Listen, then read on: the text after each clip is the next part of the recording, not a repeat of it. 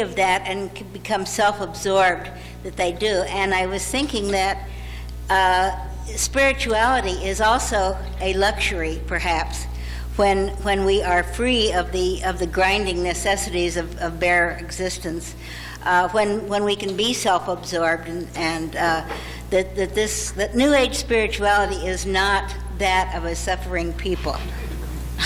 So, some comments on whether you think there's any tie-in between affluence and at least the modern version of spirituality.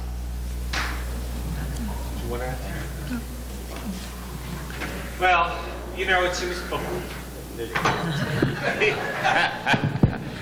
Right.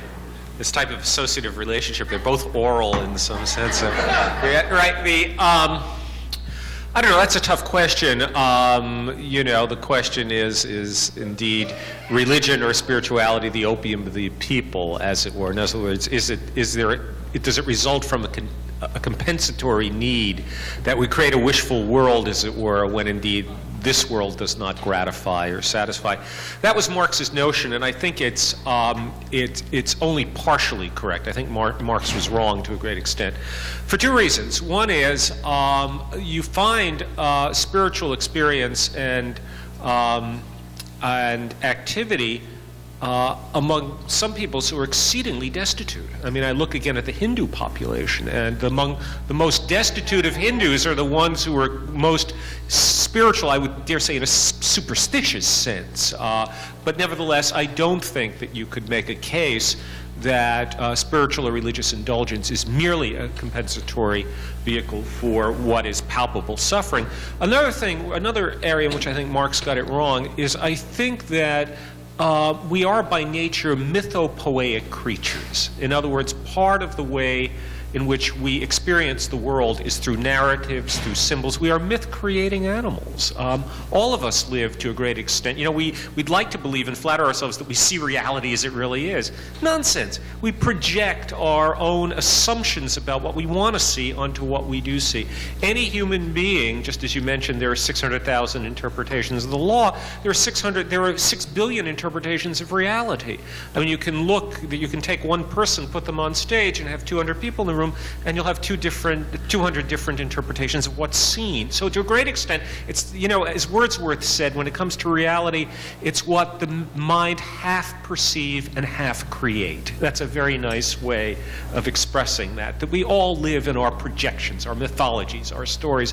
If somebody says, tell me about yourself, you'll talk about yourself as if you are part of a story that you are writing. I mean, we all do that. So I think that the whole spiritual quest, the whole religious quest, is to some extent embedded in the way in which we perceive, understand, interpret, and communicate ourselves and our reality to the world. Now, when it comes to rationality in science, I think that not all stories are equal stories, and some deserve more respect than others. But you could also look at science, and I'm not a postmodern, but you could say that science is a type of explanatory myth for the world. I think it's a better myth than ones that are totally fabulous, and so forth. But when it comes to the contemporary spirituality being a luxury of the middle class, I might want to nuance that a little bit, because we also live in a time right now, and the tragedy of September 11th may change sensibilities on this, but a great deal of the middle class in America feels like a victim these days. You can go to Harvard University and have a job in 6 figures, make $250,000 a year, and somehow you're a victim. So I think that a lot of the New Age, the nouveau spirituality in American culture is coming from people who are economically in a state of not contentment, but well-being, where they're economically well off, and yet psychologically they nevertheless feel to some degree victimized. And to that extent, the search for spirituality can be tagged to varying degrees. I'm not saying there's a lockstep determinism here, but to various degrees can be understood as a response, in part, to a feeling of being psychologically victimized. Again, the secular world doesn't satisfy. I have a type of angst, I have a type of frustration, and indeed, the positing of new spiritualities, I think, to some extent is compensatory, although that's not a total explanatory theory. So it's the best I can do off the top of my head, yeah. Are you moderating this session? can't see you. I think we should. Well, this We should start. question's largely for Dr. Ellie, although Dr. Schumann might be a bit interested as well. Oh, thank you.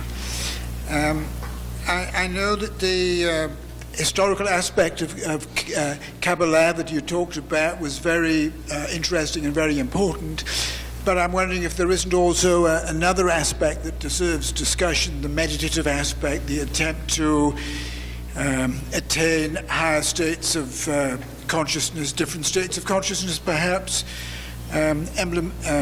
symbolized by the three souls, and symbolisms like the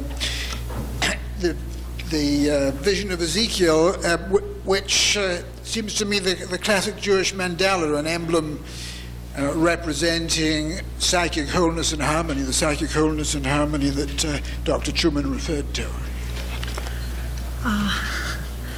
I think that we should consider that the last question, because I think, our audience were fantastic since 9 o'clock, are really getting a bit impatient and rightly so. What? But perhaps if you would sort of, as we say in Mama Lashon, hang around, maybe people could have an opportunity to ask you individually or whatever, because I see we do seem to be sort of breaking up.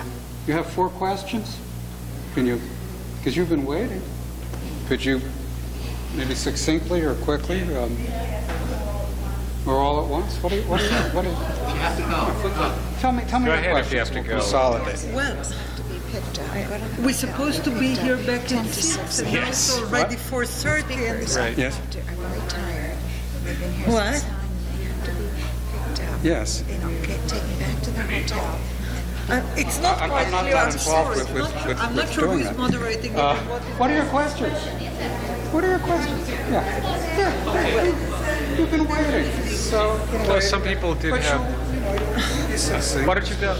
It's Rachel, why don't you go if you want to question? If you have a minute, if you don't, okay. Okay, Go real ahead quickly. and ask. And I'll I think there's quite an assumption that ethics is a rational enterprise.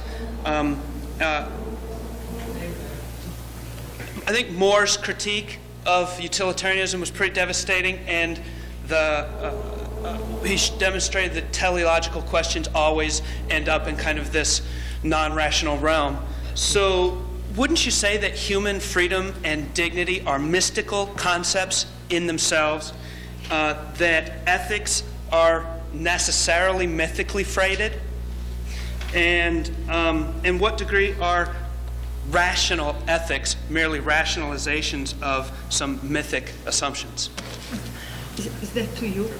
I don't know. The question was addressed to Professor Schumann? Anyone? Okay. Mostly Okay. Joseph. Let me answer briefly to the previous question about extraordinary stages of consciousness. Everything about human spirit could be extraordinary, not only within a certain field. This is part of being human. We have the whole range from animal-like consciousness to Einstein and Bach and Mozart consciousness and great thinkers. So I don't think we should try to pinpoint a particular kind of consciousness in concern to ethical or mystical or rational. Every field of human interest and engagement could be served by inspired consciousness, and usually is served by inspired consciousness. Mysticism, just as any other field of intellectual engagement, could be much inspired by usual consciousness, dreamlike consciousness, visionary consciousness, and inspired consciousness. It's not by the nature of the material, it's by the nature of human creativity, and I think we could keep that in mind. I would like to thank you very much, but I have to go, and my colleague would answer the other question. Thank you. Let me try. I find your question really a very important one. I'm not sure I can answer every segment of it, but let me just say where I myself stand. My take on reality and human experiences is that the things that we want the most, the things that human beings long for, are in effect non-rational experiences. And that reason and rationality is not an end of life, it's not an experience in and of itself, but is a administrative mechanism, so to speak, by which we can acquire non-rational experiences. So I would agree with you that if I'm defining ethics as being part of the warp and woof of relationship, as I called it, there is a dimension of ethics that transcends rationality. I use my reason, in other words, to make a long story short, I use my reason, my rational faculties, to put me into circumstances and environments in which I can then indulge non-rational experiences. Because after all, what we enjoy the most are not explicable in rational terms. Love, joy, music, lying on a beach and enjoying the rays of the sun hitting against our skin, okay, are not in themselves rational activities, and yet those are the things that we yearn for. The role of reason, essentially, and reason can have several different definitions, but the role of reason and rationality, again, is to create the circumstances and environments in which we can successfully indulge our non-rational interests, preoccupations, and enjoyments. So in that sense, and ethics would be among them. In the final analysis, ethics is not rational. If I'm talking about ethics being an ethical experience that we have with another human being, again, my reason may tell me whom it is I want to choose to have that experience with or whatever, but it will not deliver that experience. That experience comes from life, from the direct non-rational encounter with another human being. So I have a great deal of sympathy with your line of thought, even though I can't answer every detailed subsection of it. My question is a little bit more practical. I'm not as esoteric as you are. And it pertains to language, actually. There are some people in the group that are looking for another word for spirituality. They don't actually like that word. And also there are some people that they themselves are looking for a substitute of the word socialism, because it has been degraded in this community. I mean, in the United States, just like liberalism is not good, feminism is not good, and yet you have good women who are feminists, and you have good people who are socialists, and you have good people who are spiritual, you know.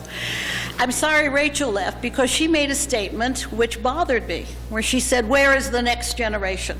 When you were talking about Yiddishkeit socialists or socialist Yiddishkeits, I don't know.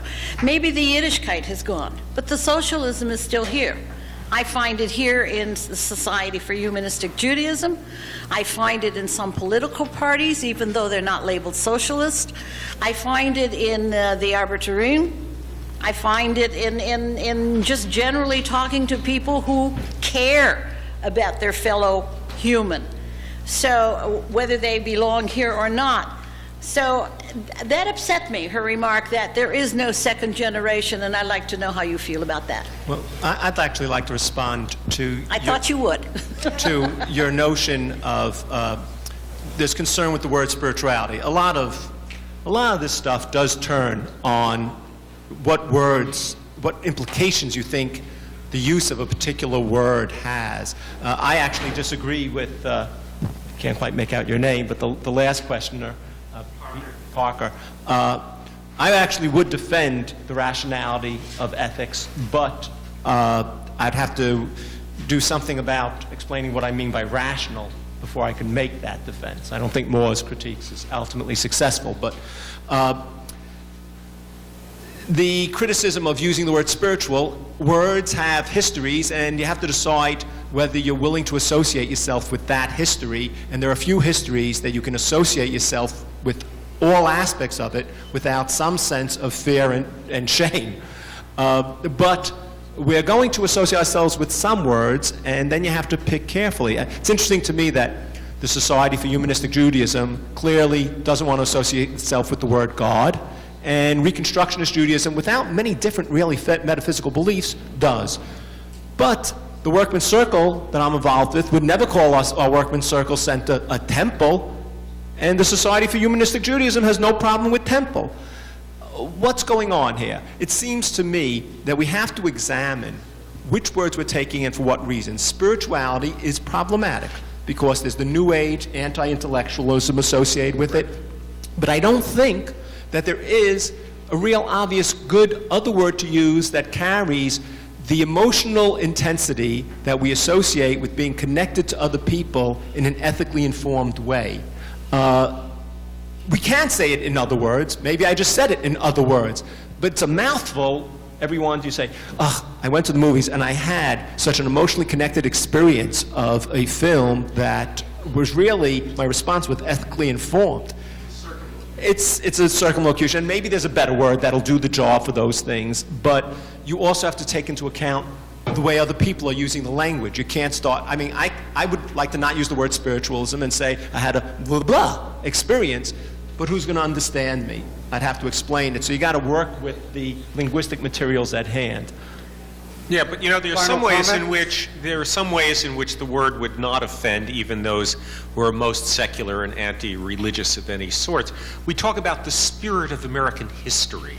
Okay, I mean, there you have the word. Nobody takes offense at that. What you mean is some sort of generalization or sort of lofty distillation of what the American character historically has been. We use the word spirit like that all the time, and I don't think you would find that offensive, would you? Well, it's not an adjective, but okay, well, all right. But I'll let you off the... And I want to say socialism too. Yeah. right.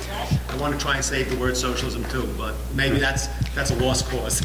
Well, I'm going to exercise a rabbinic prerogative and say that we no longer have a minion. Right. And I think we need to let our speakers take a break. And we're so grateful and appreciative of all the people that have spoken for the excellent questions that we've had.